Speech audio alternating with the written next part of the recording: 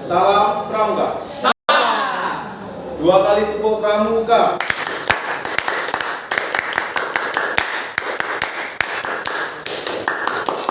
Oke, terima kasih kakak-kakakku.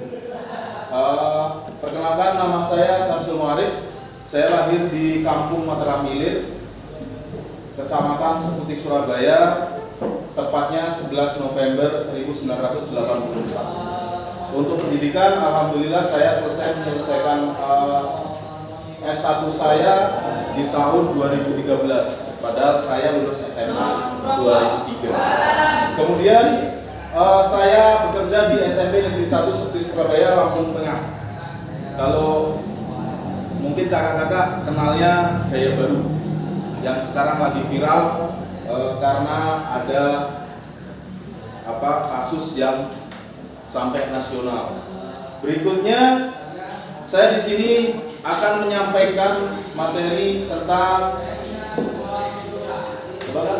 kepenggalangan. Tahu penggalang kakak? Ada yang tahu? Penggalang? Penggalang ini golongan pramuka setelah siaga, di mana pramuka penggalang itu mempunyai usia antara 11 sampai 15 tahun. Ya, jadi penggalang 11 sampai 15 tahun. Nama penggalang ini nggak asal dikasih nama gitu aja kan. Dulu tuh ada sejarahnya ketika zaman penjajahan, di masa-masa seharusnya bangsa Indonesia itu bersatu tapi masih terpecah belah, sehingga di masa itu disebut dengan masa menggalang persatuan. Maka tentara Indonesia yang waktu zaman dahulu itu namanya Keamanan Rakyat atau TKR ya, itu membentuk kepanduan ya. Masa itu masa menggalang persatuan. Nah, dengan adanya proses akhirnya muncullah kata penggalang atau disederhanakan penggalang. Selanjutnya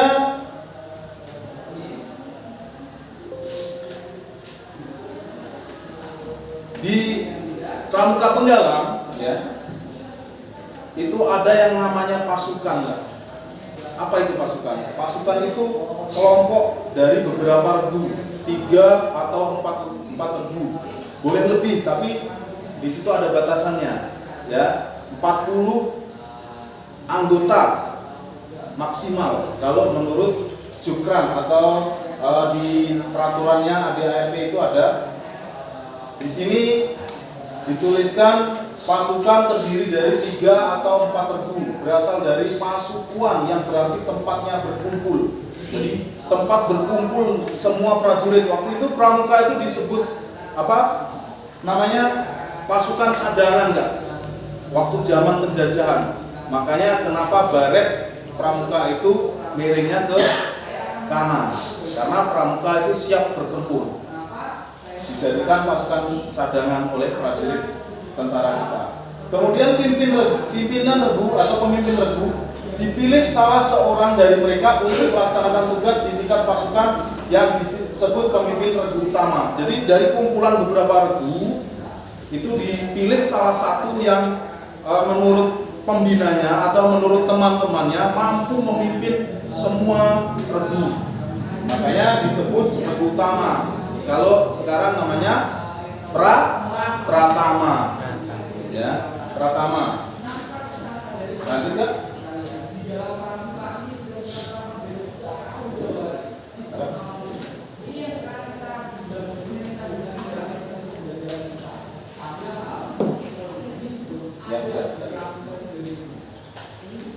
nah, setiap regu itu ada benderanya kak. Bendera yang bergambar sesuai dengan nama regu. Kalau regunya laki-laki atau regu putra itu dari nama hewan, ya. Apa saja hewan yang bisa menginspirasi anak-anak itu. Boleh gajah. Gajah itu bagaimana? Gajah itu besar, gagah, itu gajah. Kemudian Raja Wali itu juga perkasa. Raja Wali, ya, punya sayap yang begitu kokoh, punya paruh yang kuat, punya cakar yang tajam. Kemudian waktu saya menyampaikan ke adik-adik penggalang, ada yang nyeletuk, "Kak, boleh nggak kalau regunya regu babi?"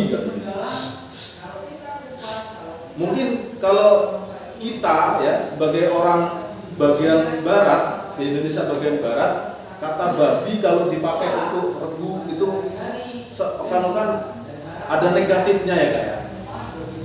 Tapi ketika kita ke timur, ya, seperti di tempat saudara kita di Papua, babi itu istimewa, bahkan lebih mahal daripada nyawa manusia babi. Jadi itu tergantung situasional dengan wilayah.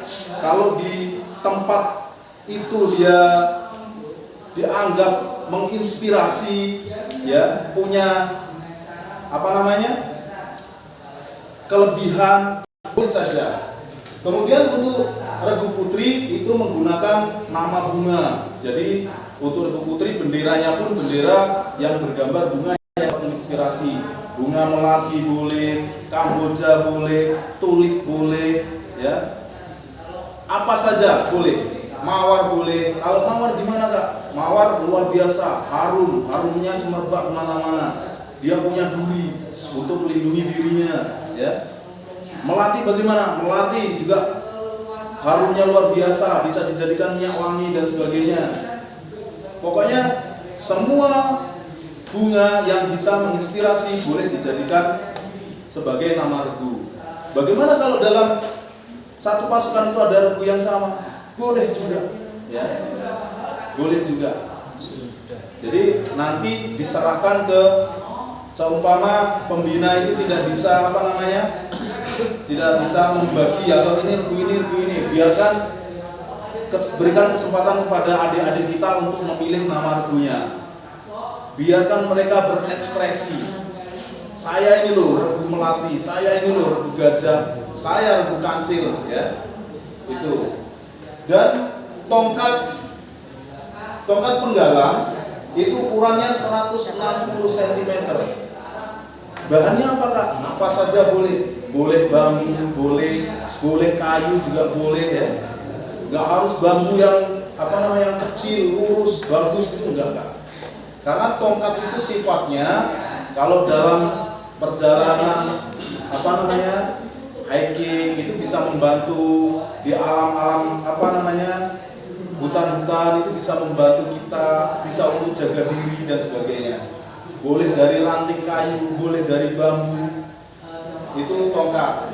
Kemudian selanjutnya tanda satuan penggalang. Nah, ini tadi yang sudah saya sampaikan. Untuk regu putra nama hewan dengan lambangnya seperti ini, Kak, ya.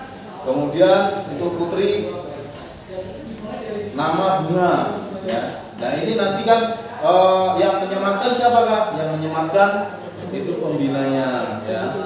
Disematkan dulu, kemudian nanti kalau untuk penjahitan diserahkan ke masing-masing peserta. Jadi untuk kegiatan penggalang, kegiatan penggalang itu yang bagaimana, Kak? Menurut Kakak bagaimana kegiatan penggalang itu yang seperti apa sih? Penggalang itu harus berkelana, harus energik, ya. Jadi untuk penggalang, ya, itu kegiatannya harus bersifat patriotisme atau kepahlawanan, ya. Petualangan, penjelajah, kompetisi perorangan atau regu, ya. Aktualisasi, kepedulian sosial, pemantapan iman dan takwa kepada Tuhan Yang Maha Esa. Apapun kegiatannya, setidaknya itu mengandung unsur pendidikan. Seheboh apapun kegiatannya, mengandung unsur pendidikan dan harus dikemas lebih menarik agar peserta didik itu tidak jenuh. Kalau dikemas dengan menarik, dengan baik, nanti lama-lama jenuh. Pramuka cuma gitu-gitu aja. Besok berangkat satu habis. Ya. Jadi untuk kakak-kakak pembina ini perlu perlu diperhatikan syarat-syarat kegiatan. Ketika berkemah pun ada tata caranya, ada di Jukran itu ada semua peraturannya harus bagaimana, harus seperti apa, kegiatannya yang boleh apa, yang tidak boleh apa, itu ada semuanya. Jadi itu tentang penggalang menurut saya. Kalaupun ada pertanyaan dari kakak-kakak semua, silakan. Kak, dari kakak pembina.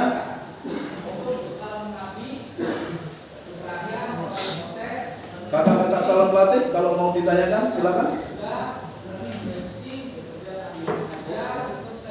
Cukup, Kakak. Cukup. Oke. Jelas.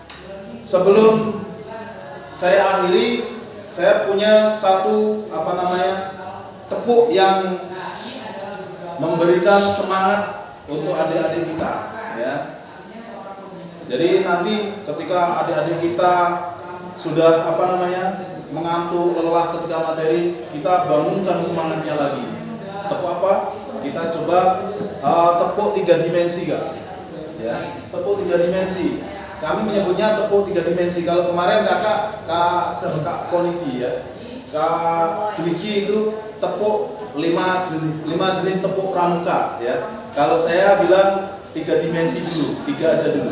Tepuk pramuka, tepuk 3 dimensi. Jadi tepuk pramuka tapi 3 jenis. Yang pertama begini, yang kedua kiri, yang ketiga setengahnya. Oke Kak? Kita coba tepuk 3 dimensi.